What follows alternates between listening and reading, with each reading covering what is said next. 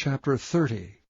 And Moses spake unto the heads of the tribes concerning the children of Israel, saying, This is the thing which the Lord hath commanded.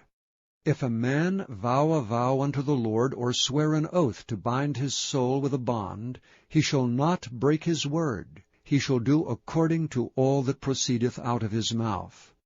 If a woman also vow a vow unto the Lord, and bind herself by a bond, being in her father's house in her youth, and her father hear her vow, and her bond wherewith she hath bound her soul, and her father shall hold his peace at her, then all her vows shall stand, and every bond wherewith she hath bound her soul shall stand.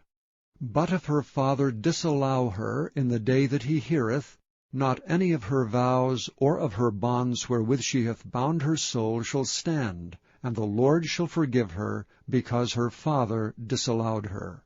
And if she had at all an husband, when she vowed, or uttered aught out of her lips, wherewith she bound her soul, and her husband heard it, and held his peace at her in the day that he heard it, then her vows shall stand, and her bonds wherewith she bound her soul shall stand.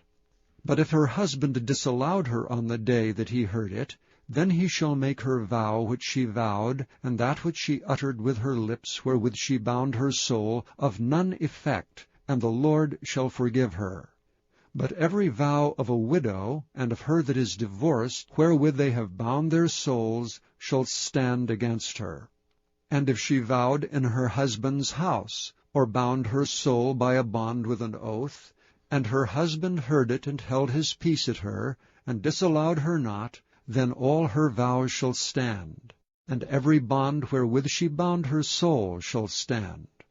But if her husband hath utterly made them void on the day he heard them, then whatsoever proceedeth out of her lips concerning her vows, or concerning the bond of her soul, shall not stand. Her husband hath made them void, and the Lord shall forgive her. Every vow and every binding oath to afflict the soul, her husband may establish it, or her husband may make it void. But if her husband altogether hold his peace at her from day to day, then he establisheth all her vows, or all her bonds which are upon her.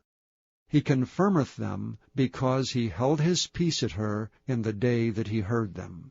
But if he shall any ways make them void after that he hath heard them, then he shall bear her iniquity. These are the statutes which the Lord commanded Moses, between a man and his wife, between the father and his daughter, being yet in her youth in her father's house.